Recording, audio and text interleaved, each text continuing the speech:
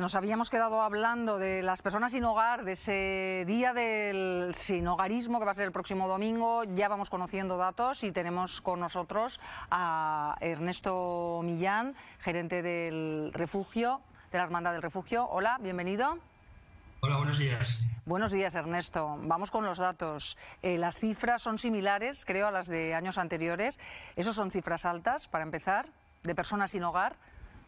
Sí, cualquier persona que vive en la calle ya sería, como que hubiera una, ya sería alta. Lamentablemente se sigue manteniendo entre las 160 y 170 personas que viven en la calle. Ernesto, ¿cuál es el perfil? Destacábamos que ahora hay más mujeres en la calle en una situación de indefensión, de vulnerabilidad. Explíquenos un poco cuál es el perfil de las personas que no tienen a dónde ir, que acuden, por ejemplo, al refugio. Pues generalmente son personas que tienen alguna patología añadida, como es alcoholismo, drogadicción o salud mental. Lo que sí que hemos detectado es que cada vez, lamentablemente, están aumentando el número de mujeres, que son todavía aún más vulnerables, y también el número de inmigrantes. Que aumente el número de inmigrantes como consecuencia directa de la dificultad y el retraso de conseguir los papeles. Hay que tener en cuenta que mientras no tengan papeles, pues no pueden integrarse en nuestra sociedad. Hay grandes dificultades, porque teniendo papeles se puede optar a un empleo, si se opta a un empleo se puede optar a la vivienda, se puede optar también a la salud. Es decir, que este es un círculo vicioso que si no se soluciona el primer peldaño es difícil abarcar los demás. Por tanto, todos esos perfiles de los que está hablando, inmigrantes sin papeles o mujeres o personas con algún tipo de adicción, no tienen trabajo, no tienen ingresos, por tanto viven de la caridad, y asociaciones como el Refugio les ayudan. ¿De qué manera, Ernesto? Sí, nosotros aquí disponemos, en Zaragoza hay dos centros de alojamiento temporal, uno es el albergue municipal y otro es la Hermandad del Refugio. Nosotros disponemos de 62 plazas.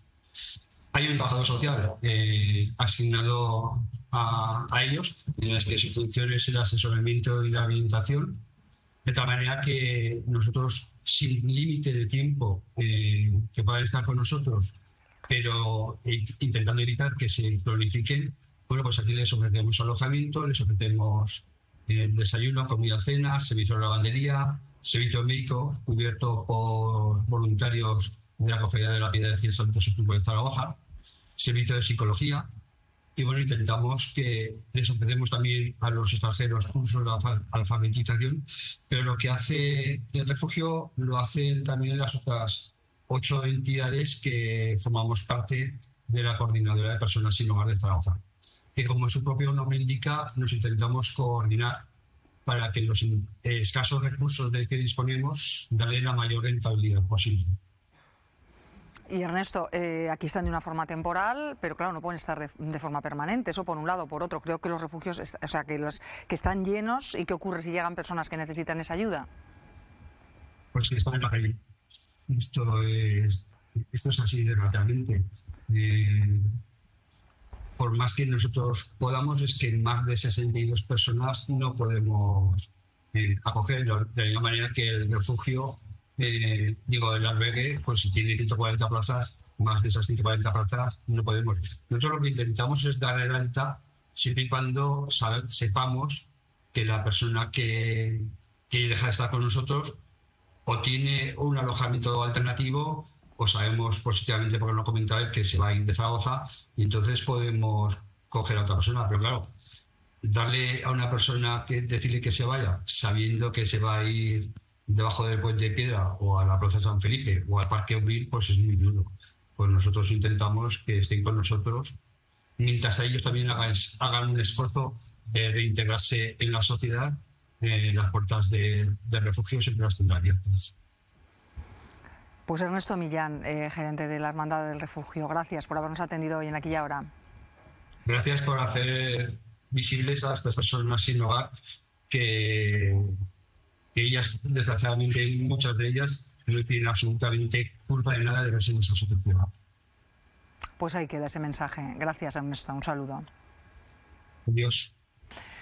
Bueno, pues esta es la situación. Aumentan las mujeres, aumentan los inmigrantes, personas sin papeles que no tienen hogar, no tienen trabajo, no tienen ingresos y tienen que vivir pues con la ayuda, la solidaridad de organizaciones como estas y ese mensaje final de personas que se han visto ahí abocadas a una situación desesperada y para las que habrá que buscar soluciones. Juan.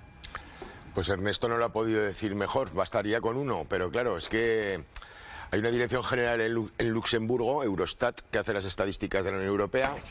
En España se hace a través del Instituto Nacional de Estadística con la encuesta de condiciones de vida y a partir de ahí sale el indicador AROPE que mide pues eso, las personas que están en riesgo de pobreza y de exclusión social. Y claro, en los tiempos en los que Donald Trump nos felicita a la economía española por ir bien o que se saca pecho por nuestra aceleración de la economía, ese informe de AROPE dice que el 25,8% de la población española, 25,8, 12 millones y medio de personas, están en riesgo de pobreza y de exclusión social. Es decir, está Rumanía, Bulgaria y nosotros estamos a la altura de Grecia y España en ese furgón de cola.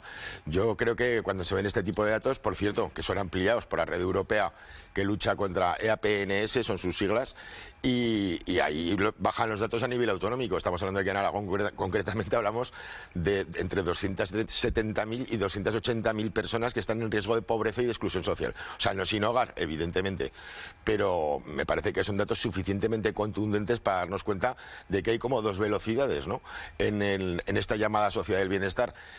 Los que no notamos esto y un montón de gente que cada vez lo nota más, pero que nos conformamos socialmente y les invisibilizamos.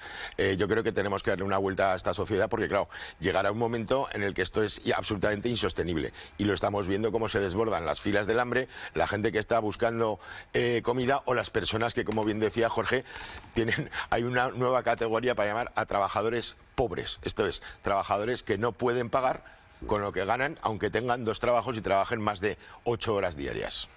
Juan Luis.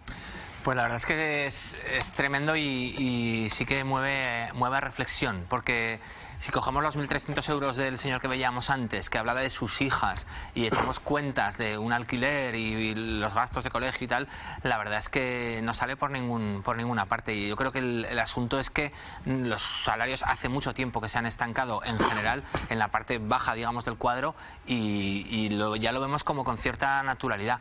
Y es verdad que o sube los salarios, porque los salarios tienen que ir con el IPC o por lo menos con el nivel de vida, y hace ya pues eso 15, 20 años que no nos está dando. Entonces la verdad es que va a llegar un momento, incluso las generaciones que vienen detrás de nosotros, ¿no?, incluso nuestros hijos, si nuestros hijos no hacen una buena carrera o cogen un buen trabajo, van a estar al filo de la navaja, van a estar peligrando, ¿no? Si tienen mala suerte o tal, pueden, sin saberlo casi, y si no tienen la seguridad que les podamos transmitir, pueden estar, pues eso, al límite de tener que vérselas es un complicadas. Más abajo que claro. es el de muchas personas en una situación de total vulnerabilidad. Sí, total. O sea, sin ningún ingreso y tener que depender pues de asociaciones. Y es una realidad que no baja. Sí, bueno, pues porque crece la desigualdad social, ¿no? A ver, los salarios han subido y el salario más bajo ha subido porque ha subido el salario mínimo interprofesional de una manera importante. Lo que pasa que evidentemente el precio de la vivienda no lo ha hecho, no ha sido suficiente para compasar al precio de la vivienda, ¿no? ¿Qué hubiera pasado si no hubiera subido el salario mínimo, ¿no? Ya no sé en qué situación estaríamos. Hombre, yo no sería tan catastrofista como estáis siendo, sinceramente. Creo que tenemos bolsas de pobreza que hay que atender, que el sinhogarismo ha ido en aumento, pero bueno, yo en cualquier caso creo que estamos en una comunidad autónoma que goza de unos niveles de vida bastante aceptables y en un país que ha corregido algunas deficiencias, ¿no? Yo no sería tan catastrofista, evidentemente lo que hay que atender es eso, ¿no? Que estas diferencias, estas brechas entre los de arriba y los de abajo se estrechen, ¿no? Y eso a veces vemos que fallan ascensores sociales y para eso falta pues un Estado fuerte, ¿no? Un Estado que recaude, que tenga suficiente poderío financiero para atender las necesidades, ¿no? Y trabajar por una equidad social. Yo creo que esto es algo de consenso generalizado.